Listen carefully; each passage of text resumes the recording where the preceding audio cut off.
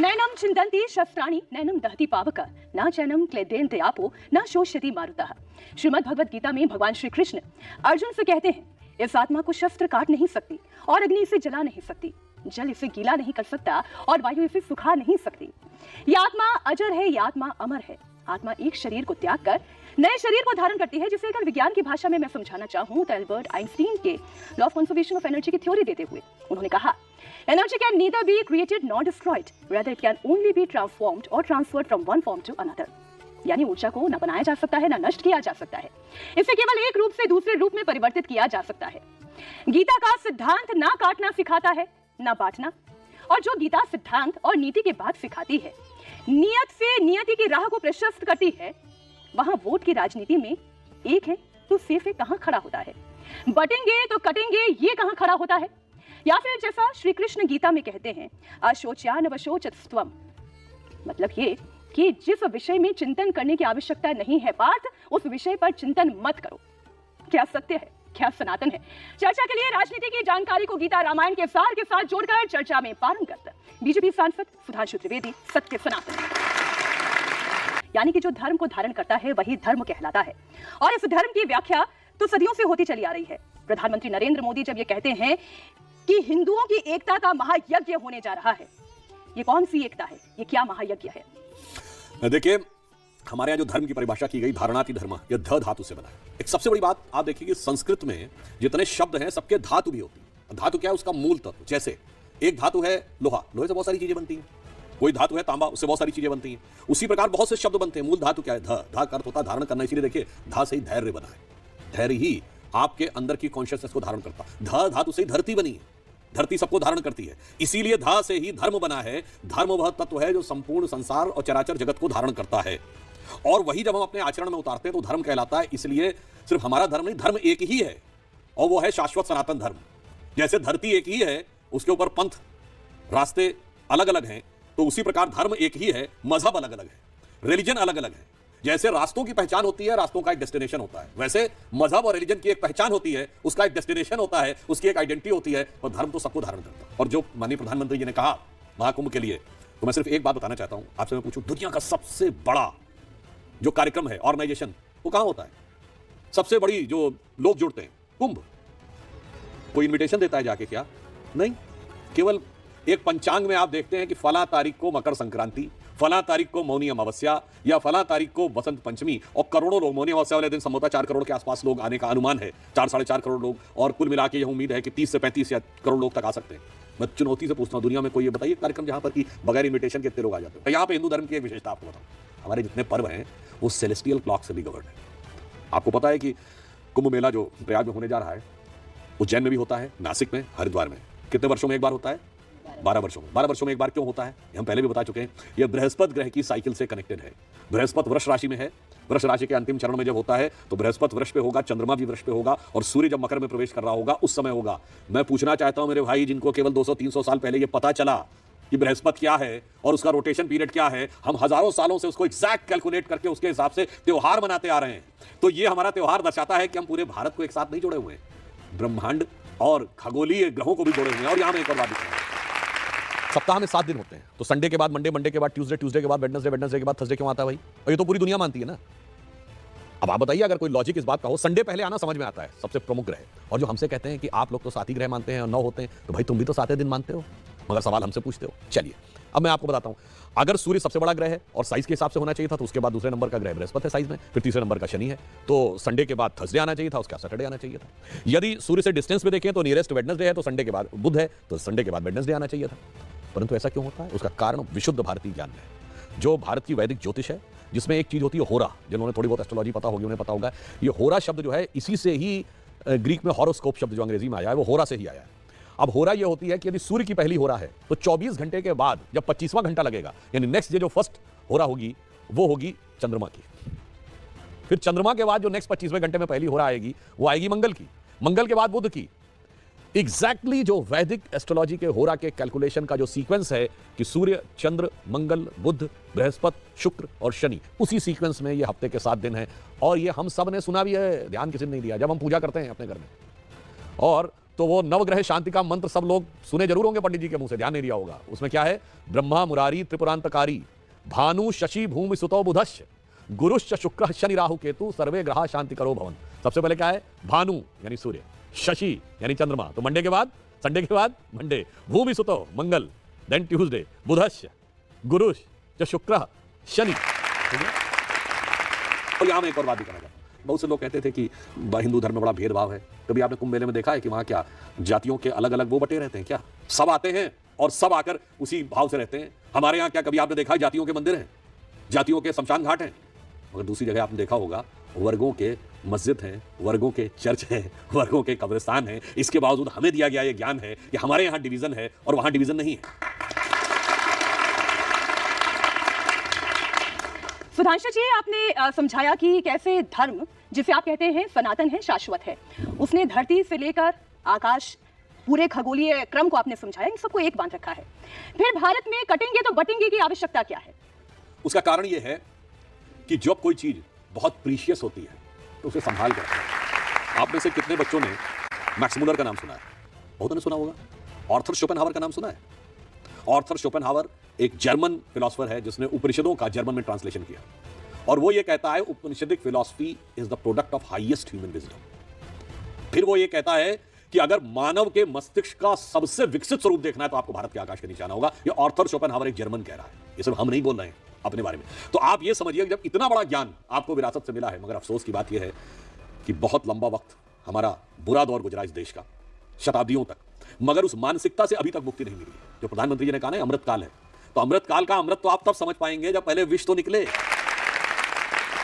अटल जी की 13 दिन की सरकार थी, उसमें सुषमा स्वराज जी का बहुत हिस्टोरिकल स्पीच है, वो जाके कोई सुने तो उसमें एक बड़ी उन्होंने अच्छी लाइन कही कि इस लुटियंस जोन में, यानी दिल्ली का जो केंद्र माना जाता था, पूरे भारत में यह स्थिति बना के रखी गई थी कि आप बौद्धिक तब तक नहीं माने जा सकते जब तक आप अपने भारतीय होने पर ग्लानि का अनुभव न करें और हिंदू होने पर शर्म का अनुभव न करें, तब तक आप भारतीय नहीं माने जा सकते। उस चीज से बाहर निकालना है, उससे अगर सेफ रखना है तो इसलिए कहा जाता है। और मैं एक और बात बताऊं, हमारा पराभव कैसे हुआ था? तो बटेंगे तो कटेंगे और एक है तो सेफ है।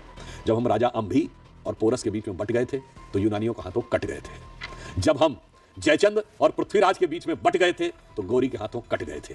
जब महाराणा प्रताप और मान सिंह के बीच में बट गए थे तो अकबर के हाथों कट गए थे। जब छत्रपति शिवाजी महाराज एक तरफ और मिर्जा राजा जयसिंह दूसरी तरफ खड़े थे तो औरंगजेब के हाथों कट गए थे। आज इसलिए यह समझने की जरूरत है कि अगर उस जमाने में रियासतों के राजा होते थे, आज जातियों के राजा खड़े हैं, जिनको लगता है कि मैं कभी शायद ऐसी शक्तियों को जो बाबर, तुगलक, औरंगजेब को अपना आदर्श मानती हैं, उनसे हाथ मिलाकर मेरी सत्ता रहेगी। तो मैं याद दिलाना चाहता हूं, शायद भूल गए होंगे, आपको पता है कि बाबर और इब्राहिम लोदी के बीच में पानीपत की पहली लड़ाई हुई 1526, उसके बाद राणा सांगा के साथ खानवा की लड़ाई हुई 1527।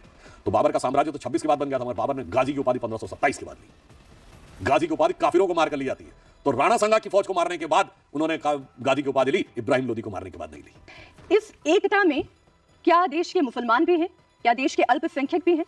और जब बटेंगे तो कटेंगे योगी आदित्यनाथ कहते हैं, तो क्या वो एक जाति को जोड़ के रखने के लिए, एक धर्म के धर्मावलंबियों को जोड़ कर रखने के लिए कहते हैं? हमारा विरोध मुस्लिम समाज से नहीं है। मुस्लिम समाज में आपने किस मानसिकता को जन्म दे रखा है? आपने दर्जनों नेताओं को सुना होगा कि लाल किला मेरे बाप ने बनाया, कुतुब मीनार मेरे बाप ने बनाई। किसी क्रिश्चियन से आपने सुना कि गेटवे ऑफ इंडिया मेरे बाप ने बनाया, पार्लियामेंट मेरे बाप ने बनाया, इंडिया गेट मेरे बाप ने बनाया? कोई क्रिश्चियन अपने को Curzon, Dalhousie, Dufferin, Warren Hastings, Clive या माउंटबेटन से नहीं जोड़ता, तो कोई समाज अपने को बाबर, तुगलक, औरंगजेब से क्यों जोड़ता भाई? हमें तो उस मानसिकता को कंट्रोल करना चाहिए था कि राष्ट्रीय राजधानी का जो केंद्र है वो इंडिया गेट के आसपास है, और सब विदेशी लुटेरों के नाम पे आज भी सड़कें हमने एक बदलने की कोशिश की थी तो कितना हो अल्लाह मचा था। आपको औरंगजेब के नाम की रोड मिलेगी, तुगलक के नाम की रोड मिलेगी, बाबर के नाम की रोड है, हुमायूं के नाम की रोड है, शाहजहां के नाम की रोड है। और मैं एक और बात कहूं भारत के मुसलमानों से, मेरे भाई जरा इतिहास में थोड़ा पढ़ लो। मुगलों के जमाने में जानते हैं भारतीय मुसलमानों को बहुत तुच्छ समझा जाता था। 70% जो पोस्ट मिलती थी वो ईरानी और तुरानियों को मिलती थी। दूसरे नंबर पे वो हिंदू राजाओं को देते थे, राजपूत राजाओं, और तीसरे नंबर पे वो कन्वर्टेड मुस्लिम्स को देते थे। मतलब जिन लोगों की सबसे ज्यादा बेइज्जती हुई वो आज अपने को उसके साथ जोड़ने लगे। मुझे लगता है इससे ज्यादा मानसिक दास्ता नहीं हो सकती किसी मुस्लिम के अगेंस्ट में। हम नहीं, हम उदाहरण बताना चाहते हैं। देश आजाद हुआ, कितने बड़े बड़े मुस्लिम फनकार और कलाकार, उनको हिंदू नाम रखने में शर्म नहीं थी भाई। दिलीप कुमार, मधुबाला, मीना कुमारी, अजीत, कोई आइडेंटिटी का क्वेश्चन ही नहीं था। और ये मैं पहले भी बोल चुका हूं, मन तड़पत हरि दर्शन को आज, मोरे तेरे बिन बिगड़े सगरे काज। किसने लिखा? शकील बदायूनी ने। संगीत किसने दिया? नौशाद अली ने। गाया किसने? मोहम्मद रफी ने। आज तीनों खिलाफत जारी हो जाता। क्योंकि तब ये देश सेकुलर नहीं था, आज ये देश सेकुलर हो गया। मगर अफसोस कि हम वो सारी परंपरा भूल गए और हम आज कट्टरपंथियों के साथ जुड़ गए। इसलिए मुस्लिम समाज को भी समझना चाहिए इस सेकुलर राजनीति ने आपको भी किन महान परंपराओं से हटाया। आज उस्ताद बिस्मिल्लाह खां के साथ कोई मुस्लिम नहीं अपने को जोड़ता, ब्रिगेडियर मोहम्मद उस्मान भारत की सेना का पहला गैलेंट्री अवार्ड विनर, उसके साथ नहीं जोड़ता, वीर अब्दुल हमीद के साथ नहीं जोड़ता, अशफाक उल्लाह खां के साथ नहीं जोड़ता, सैयद इब्राहिम रस खान महान कृष्ण भक्त कवि उनके साथ नहीं जोड़ता, आलम शेख महान कृष्ण भक्त के कवि उनके साथ नहीं जोड़ते हैं। किसके साथ जोड़ते हैं? जाकिर नायक, इशरत जहां, याकूब मेनन, अफजल गुरु, बुरहान वानी। समस्या इस जहनियत में है, समस्या हिंदू मुसलमान में। तो गीता में से एक रेफरेंस मुझे ये मिला, मैं वो श्लोक पढ़ के आपके सामने रख दूं। अज्ञश्चा श्रद्धा नश्य च संशयात्मा विनश्यति नायम लोकोस्ति ना परो ना सुखम संशयात्मनः। इसका अर्थ ये है कि जो संशय करता है, जो संशय में रहता है, जो व्यक्ति हमेशा संदेह करता है, वो दुख में रहता है, पीड़ा में रहता है। लेकिन आज तो आपकी पूरी की पूरी सरकार के लिए एक संशय सा पैदा हो गया है विपक्ष के मन में। प्रियंका गांधी जब सदन में बोलती हैं तो कहती हैं कि कायर बहुत दिनों तक इस देश पर राज नहीं कर पाएंगे, ये देश बहुत दिनों तक कायरों के हाथ नहीं रहेगा। बिल्कुल, मगर शायद प्रियंका जी ने स्वयं नहीं पढ़ा है। हम दुनिया के इकलौते देश हैं जो 2000 साल तक विदेशी आक्रमण झेल कर भी बचे रहे। इसलिए नहीं बचे रहे कि जो लोग बहुत समझाने की कोशिश करते हैं, झापड़ मारो दूसरा गाल आगे कर दो। हम वीर थे, लड़ने वाले थे, और जवाब कैसे कैसे देते थे इसका उदाहरण भरा पड़ा है दुनिया के इतिहास में। चंद्रगुप्त मौर्य ने जब सेल्यूकस को हराया था, आज से 2400 साल पहले, वहां से लेके विक्रमादित्य ने शकों को हराया, किस प्रकार से समुद्रगुप्त ने हूणों को हराया, बप्पा रावल ने अरबों को हराया। बप्पा रावल ने जो तुर्कों को हराया, तो अरबों को हराया था, तो फिर अरब कभी यहां पे लौट के नहीं आए। ललितादित्य मुक्तापीठ जो कश्मीर का राजा था, कितनी दूर तक उसने सेंट्रल एशिया, आज का बहुत सारा चाइना, तिब्बत का एरिया। मगर अफसोस हमें क्या पढ़ाया गया? हमें हारने का इतिहास पढ़ाया गया, हमें जीतने का इतिहास नहीं पढ़ाया गया। हेमू ने जो पानीपत की दूसरी लड़ाई अकबर से हारा, कलकत्ता से लेकर दिल्ली तक 19 लड़ाइयां जीती, 19 में से एक का इतिहास आपने नहीं पढ़ा, हारने वाली लड़ाई। अभी आपने देखा होगा ना, बाजीराव मस्तानी फिल्म आई थी, पेशवा बाजीराव बल्लाड़ भारत के इतिहास के नहीं दुनिया की हिस्ट्री के सबसे सफल जनरल्स में से एक। 40 लड़ाइयां लड़ी और 40 की 40 जीती, एक भी नहीं हारे। फिल्म में क्या प्रेजेंटेशन है? बेबस मजनू। सोचिए कि टोटल इंटेलेक्चुअल एस्टैब्लिशमेंट किस ढंग से प्रेजेंट करता था। और मैं कहना चाहूंगा, ये जो प्रियंका गांधी जी कांग्रेस पार्टी उसी विचारधारा की है ना, जो अंग्रेजों से प्रेरणा लेते थे, जो अंग्रेजों के हिसाब से चलते थे। उनको भारतीयता के शौर्य और गर्व का कहां अनुभूति है? उनके लिए तो भारत डरा हुआ रहना चाहिए। क्यों? आपको याद है पार्लियामेंट की नई बिल्डिंग बनी थी, तो ये लोग कोर्ट गए थे बहुत से लोग कि उसके ऊपर जो शेर है वो आक्रामक दिख रहे हैं, इनको शेर बिल्ली जैसे चाहिए थे। मगर जब से एक शेर आके बैठ गया है, भारत माता का शेर दिल्ली में आके, तब से जितने भारत विरोधी हैं उनके मन में डर आने लगा है। यह बात सहज स्वाभाविक रूप से समझी जा सकती है। लेकिन वो तो ये भी कह रही हैं कि ये देश डर से नहीं चलेगा, ये देश संविधान से चलेगा, ये देश साहस से चलेगा। वो साहस की भी बात कर रही हैं। हाँ बिल्कुल, उन्होंने जो बात कही, साहस किसका, डर किसका। मैं याद दिलाना चाहता हूं, करीब 12-15 साल पहले की एक फिल्म है वेडनेसडे, नसीरुद्दीन शाह की। उसमें एक डायलॉग है कि आज जब कोई व्यक्ति घर से बाहर निकलता है तो हर 2 घंटे के बाद उसकी पत्नी उससे फोन करके पूछती है ऑफिस पहुंच गए कि नहीं, चाय पी ली कि नहीं, खाना खा लिया कि नहीं। कि हाँ, वो ये नहीं जानना चाहती हर घंटे 2 घंटे के बाद कि चाय पिया, खाना खाया कि नहीं। वो ये जानना चाहती तुम जिंदा हो कि नहीं। क्योंकि वो दौर था जब इस देश में कहां धमाके नहीं होते थे। दिल्ली में, मुंबई में, गुवाहाटी में, पटना में, गया में, हैदराबाद में, चेन्नई में, नागपुर में, पुणे में, लखनऊ, फैजाबाद, वाराणसी, जयपुर। एक ऐसा इलाका बताइए जहां धमाके नहीं होते थे। चलती ट्रेन में धमाका, चलती बस में धमाका, रेलवे स्टेशन पे धमाका, बस स्टेशन पे धमाका, लिखा रहता था छूना नहीं, किसी चीज में धमाका हो सकता है। तब प्रियंका गांधी जी को डर नहीं लगता था। अब वो चीजें समाप्त हो गई, अब डर लगने लगा है। तब भारत डरा हुआ था, अब भारत स्वाभिमान से खड़ा हुआ है। अब भारत विरोधी शक्तियां डरी हुई हैं। ये अंतर आया है अब और तब के बाद। क्या राहुल गांधी देशद्रोही हैं? बहुत अच्छा आपने सवाल किया। इंदिरा जी ने पाकिस्तान के 2 टुकड़े किए थे। इसी चुनाव में पाकिस्तान के पूर्व मंत्री फवाद चौधरी ने राहुल गांधी के पक्ष में ट्वीट किया, नेहरू की तारीफ की और आगे क्या लिखा कि मोदी हटना चाहिए, बीजेपी जानी चाहिए, उसके बाद जो होगा वो कर लेंगे। क्यों नहीं उन्होंने बोला कि mister Fawad Chaudhry mind your business, आप कौन होते बोलने वाले? पाकिस्तान के डिफेंस मिनिस्टर ने सीधे सीधे राहुल गांधी जी की तारीफ की। आर्टिकल 370 के बाद जो पाकिस्तान ने शिकायत करने का प्रयास किया, राहुल गांधी के स्टेटमेंट को कोट किया। आप कल्पना कर सकते हैं, इंदिरा जी का ग्रैंडसन और पाकिस्तान उसको कोट कर रहा है। ये तो मैं दर्शकों के विवेक के ऊपर छोड़ता हूं, जो जाकर विदेश में कहें कि democracy in India has finished. तो उनसे पूछा गया judiciary, yes everything has finished. मगर ये विचार कहां से प्रेरित है? उसी इंटरव्यू में राहुल गांधी ने क्या बोला जब उनसे पूछा गया कि आपका अलायंस तो मुस्लिम लीग से भी है, तो उन्होंने जो बोला इसी तेवर में बोला, Muslim League is absolutely secular, I am having no problem about it. यही बोला था ना। और इसी तेवर में Muslim League is absolutely secular, I am having no problem about it, but BJP इसका बदल। भारत का संसद का सत्र शुरू हुआ 20 नवंबर को यूएस कोर्ट में अटॉर्नी की रिपोर्ट। अब आइए साहब, अगस्त में मानसून सत्र था, उसी अगस्त में 9 या 10 अगस्त को सेबी के खिलाफ रिपोर्ट, अब आप आइए 30 जनवरी 2023 संसद का सत्र शुरू होता है। 24 जनवरी 2023 हिंडनबर्ग की रिपोर्ट। 30 जनवरी को संसद का सत्र शुरू होता है, जाके डेट चेक कर लीजिएगा। 17 जनवरी बीबीसी की डॉक्यूमेंट्री मोदी जी के खिलाफ। अब आप आइए 19 जुलाई 2023 संसद का सत्र शुरू होता है। 18 जुलाई को मणिपुर का वीडियो। अब आइए 2022 में 19 जुलाई को पेगासस की रिपोर्ट और 20 जुलाई को संसद का सत्र शुरू हो रहा है। और पीछे जाइए 29 या 30 जनवरी 2021 को भारत की संसद का सत्र शुरू होता है और 3 फरवरी 2021 को फार्मर्स की रिपोर्ट। और रिपोर्ट उधर से आती है और इधर से हल्ला मचाया जाता है। अब आप खुद समझ लीजिए इतने सारे सीक्वेंस ये सिर्फ महज संयोग है या एक व्यवस्थित भारत विरोधी प्रयोग है। एक रिपोर्ट तो आप भी लेकर आ गए सोरोस पर। सोरोस हम नहीं लाए, सोरोस ने तो एलानिया कहा है कि मैंने $1 बिलियन रखा है मोदी की सरकार को हटाने के लिए। मैं विनम्रता और चुनौती से पूछता हूं, कोई भारत के इतिहास में कोई ऐसा चुनाव बताइए जब किसी विदेश में बैठे हुए पैसे वाले व्यक्ति, लोग बहुत कहते हैं ना कि वो पूंजीपति हुआ है, पूंजीपतियों का पूंजीपति बोल रहा है और पूंजी का अमाउंट बता के बोल रहा है मैंने $1 बिलियन रखा है मोदी की सरकार को हटाने के लिए। अब बहुत साफ बात थी, इतनी बातें वो कह रहे हैं, एक लाइन में बोलना चाहिए ना कि सोनिया गांधी जी उस फोरम की को प्रेसिडेंट हैं या नहीं, बात खत्म हो जाती। राहुल गांधी की यात्रा में चलने वाले सलील शेट्टी सोरस फाउंडेशन के वाइस प्रेसिडेंट है, सोरस ऑर्गेनाइजेशन के हैं या नहीं, सीधे बोल देना चाहिए था, बात खत्म हो जाती। ये भारत की पहचान है। अभी कुंभ होगा, आप देखेंगे हजारों की संख्या में विदेशी पर्यटक आएंगे, नॉन हिंदू है वो, और वो श्रद्धा भाव से आएंगे। मैं विनम्रता से पूछता हूं, किसी दूसरे धर्म दूसरे मजहब में उस मजहब को न मानने वालों के मन में श्रद्धा हो और वो यात्रा करने जाए तो बताइए, फिर वो आएंगे श्रद्धा भाव से, हफ्ता हफ्ता भर 10-10 दिन रहेंगे, हिंदू धर्म की तारीफ करके जाएंगे। अब उसके बाद उनसे कोई ये भी नहीं कहेगा तुम कन्वर्ट हो जाओ। मैं दावे के साथ कहता हूं कि अगर कोई ये कह भर दे कि मुझे वेटिकन की यात्रा करनी, मुझे हज की यात्रा करनी, पहले सबसे पहले कहा जाए कन्वर्ट हो जाओ, उसके बाद कर सकते हो। ये है भारत की पहचान और इसमें किसी प्रकार का कोई मतभेद तो था ही नहीं। ये मतभेद तो इन्होंने क्रिएट किया हुआ है।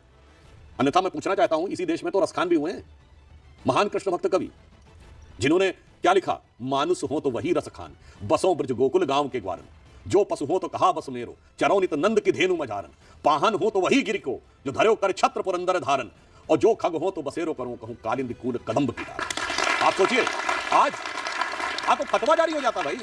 उपनिषदों का सबसे पहले फारसी में अनुवाद किसने किया? दारा शिकोह ने, जो औरंगजेब का बड़ा भाई था। दारा शिकोह की जयंती मनाते हुए किसी मुस्लिम को दिखाइए, औरंगजेब की जयंती मनाएंगे। और मैं लास्ट में एक बात जो मैं कई बार कह चुका हूं उसको फिर रिपीट कर देता हूं। 2019 में मार्क टेरी जो बीबीसी के पत्रकार रहे हैं और 3 दशक तक उन्होंने दिल्ली में रह के पूरे साउथ एशिया को कवर किया है, उन्होंने 2019 में लिखा है कि Muslims in India are the luckiest. और उसको उन्होंने आधार यह बनाया कि वो निजामुद्दीन एरिया में 26 साल रहे, दिल्ली के निजामुद्दीन एरिया में, एक तरफ हजरत निजामुद्दीन औलिया की दरगाह और दूसरी तरफ तबलीगी जमात का ऑफिस। उसने कहा कि 3 दशक तक दुनिया में कोई मुस्लिम देश होता है, दोनों एक दूसरे से धुर विरोधी विचार रखने वाले एक साथ नहीं रह सकते थे। ये सिर्फ भारत है जहां एक साथ रह पा रहे हैं क्योंकि हिंदू बाहुल्य। और यह भी मैं प्रमाण देता हूं।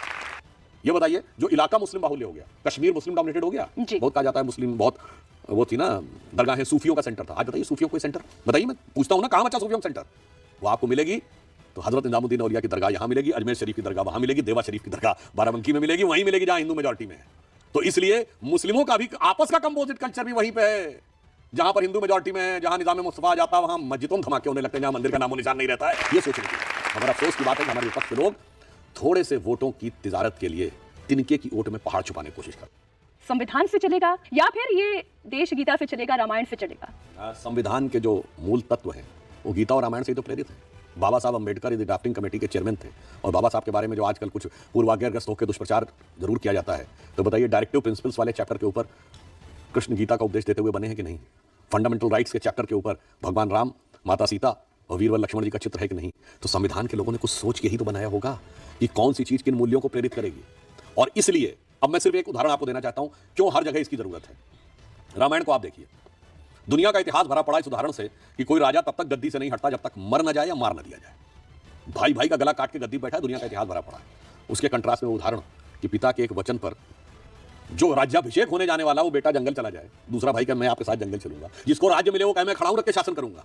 तो भाई किसी भी मजहब को मानने वाले हो, अपने घर में क्या चाहते हो, भाइयों में प्रेम या भाइयों का कटा हुआ सर? ये तो हुआ परिवार में। अब आइए इंटरनेशनल लेवल के ऊपर। पिछले 30-40 सालों में देखिए तो इंटरनेशनल डिप्लोमेसी में क्या चल रहा है? एनेक्सेशन, कंट्री पे कब्जा कर लो, या सब्जुगेशन यानी वहां पे अपनी पपेट गवर्नमेंट बना लो, या डोमिनेशन, एक ट्रीटी साइन करवा लो। भगवान राम ने जब लंका को जीता तो क्या अपने राज्य में मिलाया? एनेक्सेशन किया ना। क्या उन्होंने वहां कोई अपना डेप्यूटी बैठाया कि लक्ष्मण से कहा आज से तुम इसके राजा हो गए? ना। सब्जुगेशन भी नहीं किया। क्या कोई ट्रीटी साइन कराई? नहीं। एनेक्सेशन भी नहीं किया। कहा बस अपने अपने धर्म का पालन करो।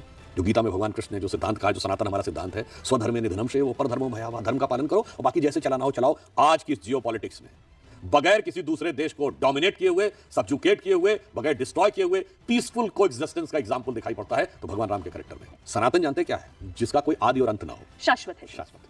अब आदि और अंत कहां पे नहीं होता है? जानते किसमें नहीं होता है? आप सर्किल को देखिए, सर्किल के सर्कमफ्रेंस पे आप चलिए तो उसका एंड नहीं मिलेगा, कंटिन्यूअस चलता रहता है। और हमारे यहां हर चीज चक्रीय मानी गई है, काल भी चक्र है। और भारत की धरती पर जितने धर्म संप्रदाय हुए हैं उत्पन्न हुए, सब में एक चीज कॉमन है कि पुनर्जन्म को सब मानते हैं। तो जो परपीचुअल होगा वही सनातन को समझ पाएगा। जो जिसको समझ में आता है कि एक स्टेज पे जाके चीज रुक जाती है, वो कैसे अनादि अनंत को समझेगा। जैसे ये यहां से यहां तक आप एक लाइन देखिए तो ये स्ट्रेट लाइन नजर आती है। क्या स्ट्रेट लाइन है? क्या जब तक आपकी सोच और दृष्टि छोटी है आपको स्ट्रेट लाइन नजर आ रही है। 36,000 किलोमीटर जाके जियो स्टेशनरी ऑर्बिट में देखिए तो ये अर्थ के रेडियस के सर्किल का आर्क है, तब ये सर्किल नजर आएगी। विराट दृष्टिकोण होगा तो सृष्टि का चक्रीय क्रम नजर आएगा, तब आप सनातन को समझ पाएंगे। तो फिर ये हिंदुत्व, ये आइडियोलॉजी ये कहां से आई फिर? देखिए ये बहुत ही एब्सर्ड बात है कि हिंदू और हिंदुत्व में अंतर है। मनुष्य मनुष्यत्व में कोई अंतर है क्या? भारत और भारतीयता में कोई अंतर है? पुरुष और पुरुषत्व में कोई अंतर है? स्त्री और स्त्रीत्व में कोई अंतर है? ये केवल इलॉजिकल बातें कही जाती। बस अंतर जानते क्या है? जब तक आपकी आइडेंटिटी सुप्त पड़ी रहे तब तक आप हिंदू हैं, और जब आपको अपनी शक्ति का आभास होने लगे तो हिंदुत्व हो जाता है। ये धर्म बड़ा या देश बड़ा? देखिए ये देश धर्म के ही भाव से चलता है, क्योंकि हिंदू धर्म ही एक ऐसा, जिसमें विनम्रता से कहना चाहूंगा, आप कहीं लिखा दिखा दीजिए कि गैर हिंदू के साथ कैसा बर्ताव करना चाहिए। कहीं नहीं लिखा है, बाकी पंथों मजहबों में लिखा हुआ है। हमारे यहाँ ना कोई जिम्मी का कॉन्सेप्ट है, ना कोई जजिया का कॉन्सेप्ट है, ना कोई और कॉन्सेप्ट है, इसीलिए सबको साथ में लेकर चलते हैं। तो धर्म हमारा ये है, और यह देश धर्मनिरपेक्ष नहीं है। इसीलिए जो official translation of Indian constitution है उसमें कहीं धर्मनिरपेक्ष शब्द नहीं है, वहां पंथ निरपेक्ष शब्द है। मगर इसके बावजूद एक फर्जी शब्द गढ़ा गया, धर्मनिरपेक्ष धर्मनिरपेक्ष धर्मनिरपेक्ष। वो इसलिए किया गया कि भारत की जैसे धर्म की जो परिभाषा है वो है धृति क्षमा दमोस्तेयम शौच इंद्रिय निग्रह धी विद्या सत्यम अक्रोधो दशकम धर्म लक्ष्मण। मतलब धैर्य है, विद्या है, क्रोध न करना है, चोरी न करना है। इनमें कहीं क्या किसी एक पूजा पद्धति का नाम है? ना। किसी एक किताब का नाम है? ना। किसी एक कोई मैसेंजर ऑफ गॉड का नाम है? ना। और आपको एक और बताओ, ये मनुस्मृति में लिखी है धर्म की परिभाषा। इसमें कोई कॉन्फ्लिक्ट नहीं है। हाँ, कॉन्फ्लिक्ट वहां पे आता है जब आप कहते हैं जो मैंने कहा ये फाइनल है, इसके अलावा जो भी है वो उसको हिकारत की नजर से देखना है, तब समस्या आती है। इसलिए भारत में यदि सबको साथ में लेकर चलना है तो वो केवल हिंदू धर्म के भाव के साथ आप साथ लेकर चल सकते हैं। और इसीलिए जहां जहां हिंदू धर्म का प्रभाव खत्म होता चला गया, जहां हिंदू घटा वहां देश बटा। अब जैसे एक छोटी सी बात, हम सब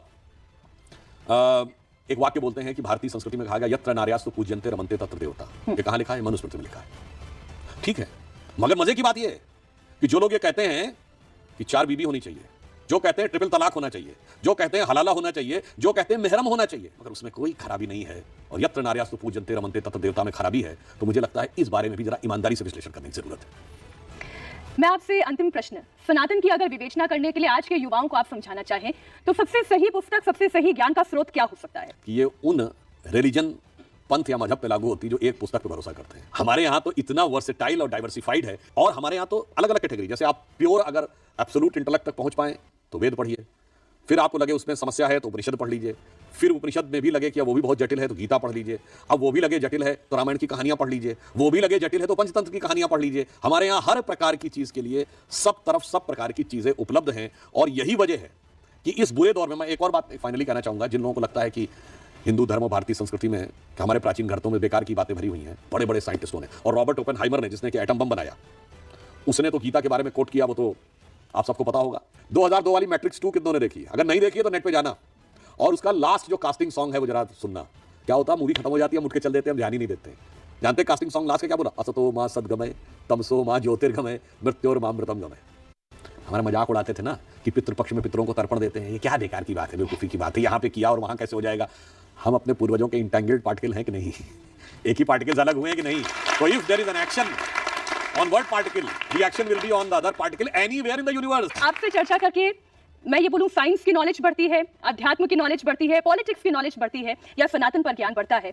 इतना जरूर है जो अंतिम बात आपने कही कि आपका अपना कर्म ये तय करेगा कि आपकी अपनी नियति क्या होगी। वैसे मैं एक चीज और कह देना चाहता हूँ बच्चों को, धर्म और विज्ञान कैसे जुड़ा हुआ होता है। अब जैसे मान लीजिए ये आपको भगवा रंग का दिखाई पड़ रहा है, इतनी साइंस तो सबने पढ़ी होगी, या ये ब्राउन कलर का दिख रहा है, तो ब्राउन क्यों दिखता है हमें? लाइट में 7 वेव्स हैं, तो बाकी सारी वेव्स को उसने एब्जॉर्ब कर लिया, जो रिफ्लेक्ट की वो आपकी आंखों तक पड़ी, तो आपको हरा इसलिए दिखता है कि ग्रीन कलर को उसने रिफ्लेक्ट किया, आपको नीला इसलिए दिखता है कि नीले कलर को, जैसे आप लोग पीले वस्त्र पहन के बैठे हैं तो पीले को रिफ्लेक्ट किया, बाकी एब्जॉर्ब किया। इसका मतलब दुनिया में आपकी पहचान जो आपने एब्जॉर्व कर लिया, जो धर लिया, उससे नहीं बनती है, जो आपने दिया उससे बनती है। साइंस भी यही बता रही है और हमारा धर्म भी यही बताता है कि ईशावास्य मिदम सर्वम यत किंच जगत्याम जगत तेन त्यक्तेन बुंजी था। त्याग करो फिर भोग करो, वही, और किसी के धन का लोभ मत करो। और इसलिए गीता में जो भगवान श्री कृष्ण कहते हैं, आज उन्हीं के कहे हुए श्लोक के साथ में कार्यक्रम के समाप्ति की तरफ बढ़ती हूँ। कर्मण्येवाधिकारस्ते मा फलेषु कदाचन मा कर्मफल हेतु फूर्मादे संगतसु कर्मणि। कर्म की इच्छा किए बिना कर्म करो, और कर्म कैसा हो वो धर्म संगत हो, और धर्म कैसा हो वो मानवता संगत हो, और मानवता कैसी हो, जो नेटवर्क की बात हुई ना, वो ईश्वर संगत हो। ये समाज सत्य है कि एक माला में गुथे हुए हैं और अनेक में एक हैं, और एक में कितने सेफ हैं ये विवेचना अब आपके हिस्से है।